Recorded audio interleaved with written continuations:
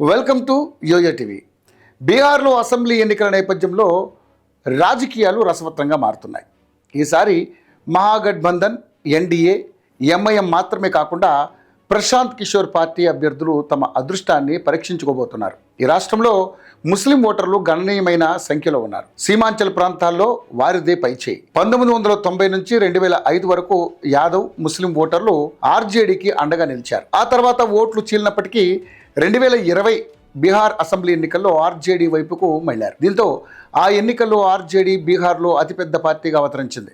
కానీ ప్రభుత్వాన్ని ఏర్పాటు చేయలేకపోయింది. అందుకు కారణం ఎంఐఎం. సీమాంచల్ రాజకీయాల్లో ఎంఐఎం గత కొద్ది కాలంగా దూసుకెళ్తోంది. మెజార్టీ ముస్లిం జనాభా కలిగిన ఈ ప్రాంతంలో 2020 అసెంబ్లీ ఎన్నికల్లో అసదుద్దీన్ ఓవైసీ పార్టీ 5 సీట్లను గెలుచుకుంది. మరికొన్ని సీట్లలో భారీ ఓటు బ్యాంకును సాధించింది. దీంతో ఆర్జేడీ ముస్లిం యాదవ్ ఫార్ములా విఫలమైంది. ఈ క్రమంలో గత ఎన్నికల్లో కొన్ని సీట్లను ఆర్జేడీ కోల్పోయింది. లేదంటే అధికారానికి చేరువయ్యే అవకాశాలు ఉండేవి. అయితే సీమాంచల్లో పూర్నియా, కతిహార్, కిషన్గంజ్, అరారియా, సుపాల్ జిల్లాలు ఉన్నాయి.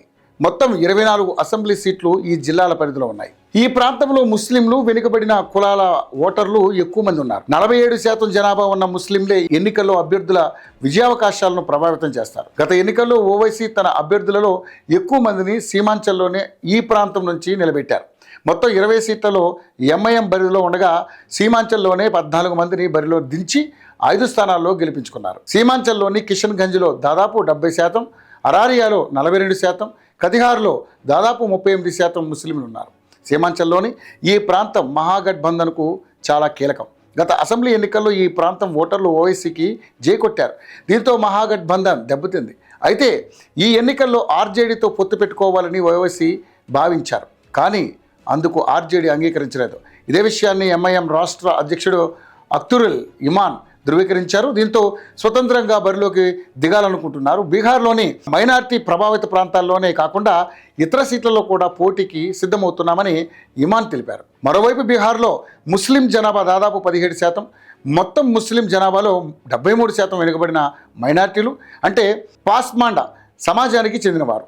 మిగిలిన 27% జనాభా ముస్లింల విభాగంలోని అగ్రకులానికి చెందినవారు. 243 అసెంబ్లీ స్థానాలున్న బీహార్లో 47 స్థానాల్లో ముస్లిం ఓటర్లు నిర్ణయాత్మక పాత్ర పోషిస్తున్నారు. ఈ 47 అసెంబ్లీ స్థానాల్లో ముస్లిం జనాభా 20 నుంచి 45% ఉన్నారు.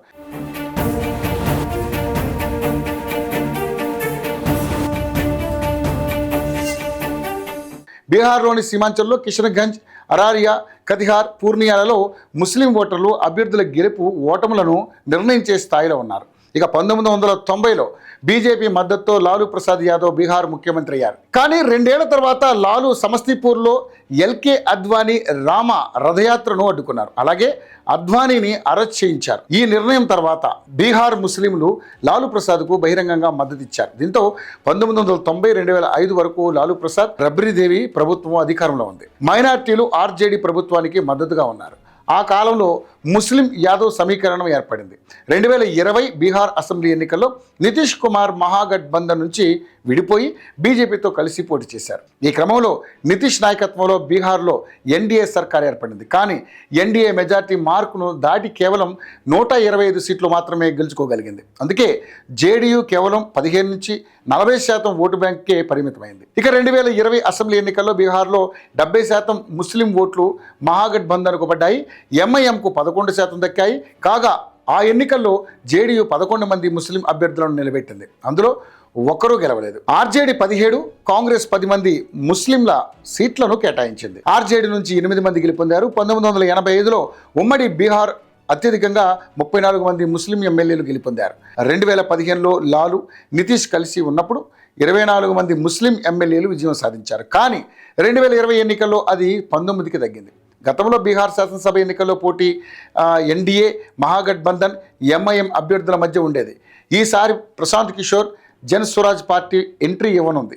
గత 3 ఏళ్లుగా పీకే బీహార్లో పాదయాత్ర చేస్తున్నారు. జనాభా శాతం ప్రకారం ఎమ్మెల్యే అభ్యర్థులను ఎంపిక చేస్తారని ప్రకటించారు. సీమాంచల్ ప్రాంతంలో ఎక్కువగా పర్యటిస్తున్నారు. గత 30 ఏళ్లుగా లాలూ ప్రసాద్ బీజేపీ భయాన్ని చూపిస్తూ మైనార్టీ ఓటర్లను తన వైపు ఉంచుకుంటున్నారని జనస్వరాజ్ పార్టీ ముఖ్య ప్రతినిధి సంజయ్ ఠాకూర్ అభిప్రాయపడుతున్నారు. కానీ ఇక్కడ ముస్లిం ఓటర్లకు ప్రశాంత్ కిషోర్ రూపంలో కొత్త ఆప్షన్ లభించిందని పేర్కొంటున్నారు. ఇక సీమాంచల్లో మాత్రమే కాకుండా బీహార్ అంతటా అసెంబ్లీ ఎన్నికల్లో జనసురాజ్కు ముస్లిం ఓటర్ల మద్దతు లభిస్తుంది. జనాభా ప్రకారం ఆ వర్గానికి టికెట్లు కేటాయిస్తామని పీకే ఇప్పటికే చెప్పారు. దీని ప్రకారం ముస్లిం అభ్యర్థులకు 40 కంటే ఎక్కువ సీట్లు దక్కుతాయని సంజయ్ ఠాకూర్ తెలిపారు. ఈ అసెంబ్లీ ఎన్నికల్లో ముస్లిం ఓట్ల కోసం 3 ప్రధాన రాజకీయ పక్షాలు పోటీ పడుతున్నాయని రాజకీయ విశ్లేషకులు అభిప్రాయపడుతున్నారు. ఆర్జేడీ, ఎంఐఎం, జనసురాజ్ పార్టీ మైనార్టీల ఓట్ల కోసం ప్రయత్నిస్తున్నాయన్నారు. ఇక ముస్లిం ఓట్లలో చీలిక వస్తే ఎన్డీఏ కూటమికి ప్రత్యక్ష ప్రయోజనం చేకూరుతుందని అంచనా వేస్తున్నారు. సీమాంచల్ ముస్లిం సమాజంలోని చిన్న పెద్ద నాయకులను ప్రశాంత్ కిషోర్ కలుస్తున్నారు. ముస్లిం ఓట్లు చీలకుండా ఆపడం అంత సులభం కాదు. ఎందుకంటే ప్రశాంత్ కిషోర్, ఓవైసీ నిరంతరం కష్టపడి పనిచేస్తున్నారు. జనసురాజ్ పార్టీ జాతీయ అధ్యక్షుడు పప్పు సింగ్ కూడా సీమాంచల్ ప్రాంతానికి చెందిన వ్యక్తే.